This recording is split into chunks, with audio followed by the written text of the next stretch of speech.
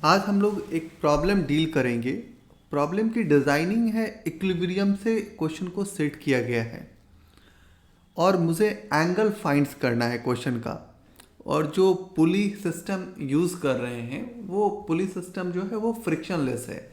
But इस question के designing में ये चीज़ का बहुत बड़ा इंपॉर्टेंट रोल है कि जो पूरा इंटायर सिस्टम है वो इक्विलिब्रियम में है।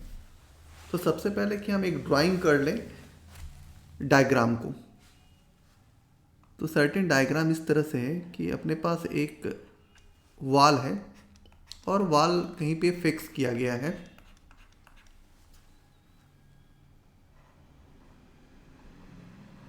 यहाँ से एक पुली कनेक्टेड है, सेकेंड वन की एक और पुली कनेक्टेड है, दो पुली कनेक्टेड है। यहाँ से इस मास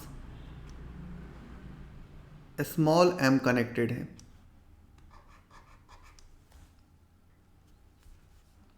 और इसी रोप को इस तरह से वाइंड किया गया है कि ये रोप इस तरह से है, फिर ये रोप इस पे जाके ओवरलैप किया गया है और फिर से एक मास यहाँ कनेक्ट किया गया है और दोनों तरफ जो मास है वो स्मॉल एम ही है।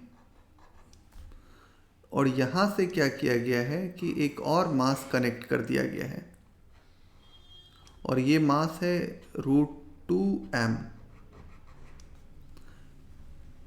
और मुझे फाइंड करना है एंगल, और कौन सी एंगल फाइंड करनी है, तो ये वाली एंगल फाइंड करनी कि ये थीटा की वैल्यू कितनी होगी। सर्टेन यहाँ थीटा बन रहा है तो ऑब्वियसली यहाँ पे भी थीटा बनेगा। तो मुझे एंगल फाइंड करना है क्वेश्चन में।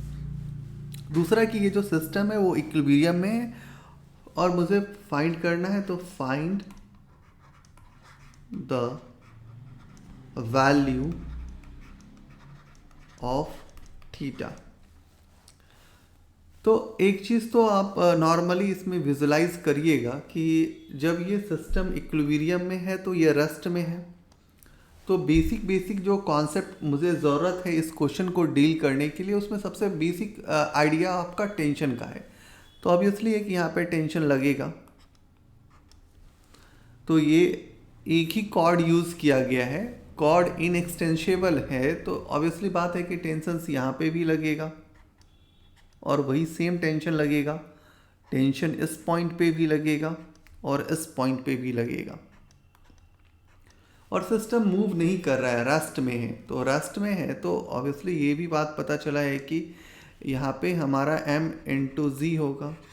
और इसको यदि हम जूम करके देखें, इस फिगर को थोड़ा जूम करके यहाँ देखें, तो बेसिकली ये फिगर ऐसा दिखेगा फ्री बॉडी डायग्राम के रूप में कि यहाँ आपका टेंशन लग रहा है, ये आपका mg लग रहा है और ये बैलेंस है। बैलेंस है तो एक्सलेरेशन की ज़रूरत तो है नहीं आपको, तो नॉर्मली आप क्या लिखिएगा, t = mc।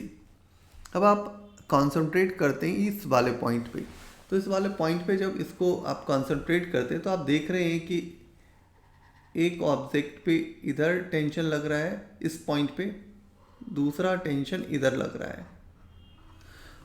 यहाँ पे जो टेंशन है वो T है और यहाँ पे भी टेंशन T है। थोड़ा हम इस डेमोन्स्ट्रेशन के फिगर को थोड़ा और क्लियर कर लें, तो इस तरह से हम इसको ड्राइंग कर लेते हैं और क्लियरली पता है कि यहाँ पे हमारा वेट है और वेट कितना लग रहा है, तो यहाँ पे हमारा वेट है और इस वेट की जो वैल्यू हो जाएगी वो क्या हो जाएगी, तो √2mg हो जाएगा। ठीक है, और यहाँ पे हम एंगल्स को थोड़ा देख लें। ये एंगल हमारा बन रहा है थीटा और ये एंगल भी बन रहा है हमारा थीटा। तो हम क्या करेंगे, अभी थोड़ा कंपोनेंट पे वर्क कर लेते हैं। तो अभी जैसे हम कंपोनेंट पे वर्क करेंगे तो बेसिकली हम कंपोनेंट का t का कंपोनेंट, मतलब इस t का, मतलब हम इस t का कंपोनेंट बनाए तो क्या बनाएंगे, t cos थीटा, और इसका दूसरा कंपोनेंट क्या बनेगा, तो बनेगा वो t sin थीटा।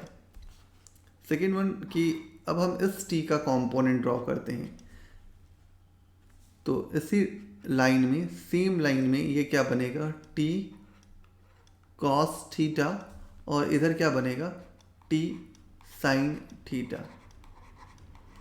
ये दोनों फोर्स एक दूसरे के अपोजिट लग रहा है, बट दोनों में एक ही चीज़ है, T sine theta, T sine theta. तो मेरे को पता है कि ये और ये हमारा क्या हो जाएगा, कैंसिल हो जाएगा।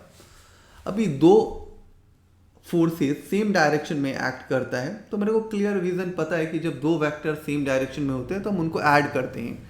तो और मेरे को ये भी पता है कि यहाँ पे यदि इक्विलिब्रियम है तो फोर्स ऑफ वाई जो है वो सारे का सम क्या होने वाला है, ज़ीरो होने वाला है। तो अभी आप कॉन्सेंट्रेट करें तो इन दोनों फोर्सेस को आप ऐड करोगे, तो इंडिविजुअल ऐड करोगे तो क्या हो जाएगा, T cos theta plus T cos theta. ये इसके अपोजिट लग रहा है, तो हम चाहे तो ऐसा लिख सकते हैं -√2m/z। इस सारे फोर्स का सम क्या होने वाला है, 0। अभी हम इसको क्या करेंगे, 2t cos theta equal to क्या हो जाएगा, √2mz हो जाएगा। अब आपको पता है कि t की वैल्यू आप यहाँ से ऑलरेडी निकाले हो, t इक्वल टू mg। जब आप t की वैल्यू यहाँ पे डेबिट कर देते हो तो t2 और t का वैल्यू क्या हो जाएगा, mz cos theta equal to √2mz। आपको पता है कि ये वाला टर्म आपका कैंसिल हो जाएगा। आपको एंगल ही फाइंड करना था, तो cos थीटा इक्वल टू क्या हो जाएगा, √2 डिवाइड बाई 2। थोड़ा इसको कैंसिल कीजिएगा, ट्रिगोनोमेट्री यूज़ कीजिएगा, तो ये क्या आ जाएगा, cos theta equal to 1 divide by √2। और आपको पता है कि 1 डिवाइड बाई √2 का जो वैल्यूज़ होता है आप उसको क्या कर सकते हो, थीटा इक्वल टू 45 डिग्री। तो बेसिक कॉन्सेप्ट है इसमें कंपोनेंट का। जो बेसिक एनालिसिस किए हैं कि आपका साइन वाला कंपोनेंट कैंसिल हो रहा है और कॉस वाले कंपोनेंट को हम क्या कर रहे हैं, ऐड कर रहे हैं। पता है कि सारे फोर्स का जब भी इक्विलिब्रियम का कंडीशन होगा तो सारे फोर्स के जो सम्स होंगे वो क्या हो जाएंगे, 0 हो जाएंगे। और ये सिस्टम इक्विलिब्रियम में डील कर रहा है, तो एज इट कि हम बेसिक कॉन्सेप्ट को ट्राई करें तो ये सवाल हम डील कर सकते हैं। तो आज के लिए थैंक यू।